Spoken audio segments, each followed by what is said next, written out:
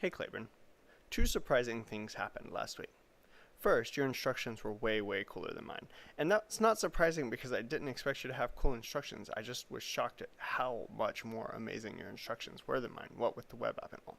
And the second very surprising thing was that you had not ever used Studio before, or stud.io. I'm not actually sure which one it is. So I thought this week I might walk you through why I love it so much, and in the process kind of talk about how I do mocks. Well, let's get started.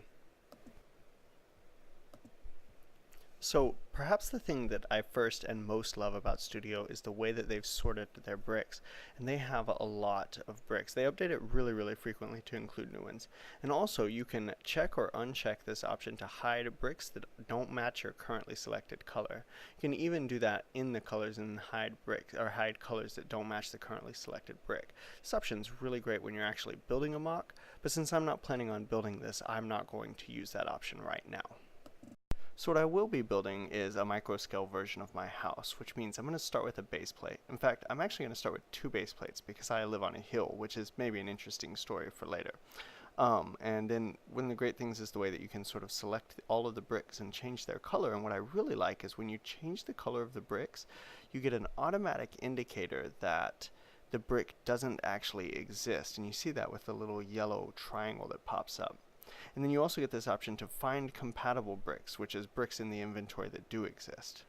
So Claiborne, I have a bit of a funny shaped house, and so this is the foundation for it. I'm just going to go ahead and turn it gray, and to get to gray you have to select the black color, and then you choose the gray out of there. So this is what my foundation looks like. And I'm going to go ahead and also build this sidewalk that I have out front with a little bit of step in it, and it'd be hard to get that brick, but I can just grab it by rotating the screen a little bit here. So now that I've added the door, I'm going to go ahead and start layering out the first layer of the house. And the cool thing about Studio is the way that as you do this, you'll get a transparent lay when you put the brick somewhere that it can't fit. You can kind of see that as I go. And so my house is kind of a weird blue. It was hard to find, but what I really like is that you're able to save the colors as you go and refer back to them later, which comes in handy. So I'm building out the second layer now, and I'm just putting in the landmarks, those things that are really important for the features of the house, which in this case is just the windows, and we have a lot of them. And once I have that, it's just kind of really Tetris all the way through the rest of it, except for that I'm not so great at Tetris. So, but now that I've got all that filled in, I can just choose that color again and make it blue, and just add a third layer, do the same thing. It happens kind of fast now, and this is what we have going on. You can kind of see how the windows are there and that glass back door. So now all I need to do is go ahead and add my roof. So now that I have the roof, I get to play Bob Ross a little bit and put some happy trees around our house. I really like the way Studio allows you to place bricks in sort of non-standard configurations, things that we do a lot but that aren't necessarily done in traditional Lego sets. Another thing that I really like is that you can search for what you might think the name of a brick will be to get some idea. So here I'm just going to add on some treetops.